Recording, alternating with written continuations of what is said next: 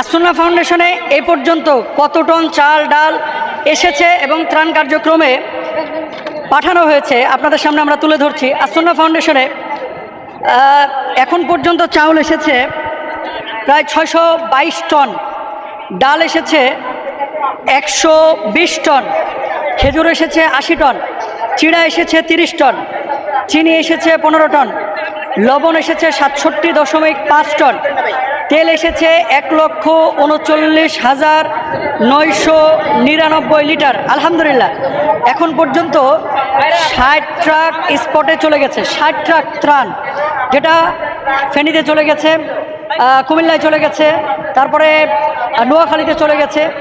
দেশের বিভিন্ন এলাকায় যেখানে যেখানে বন্যা হচ্ছে সেই এলাকাগুলোতে ত্রাণ চলে গেছে। আর এই প্যাকেজে অনেকেরই প্রশ্ন যে আসলে এই যে লক্ষ লক্ষ টাকা কোটি কোটি টাকা মানুষ দান করছে, প্যাকেজে মূলত কি আছে, আসুন্না ফাউন্ডেশনের প্যাকেজে কি আছে আপনাদেরকে আমি এক নজরে বলে দিচ্ছি। পেছনে দেখতে পাচ্ছে বিশাল স্তূপ, ত্রাণের বিশাল স্তূপ, এর মধ্যে চাল আছে, এর মধ্যে খেজুর আছে, এর মধ্যে তেল আছে। আছে কি প্যাকেটের মধ্যে?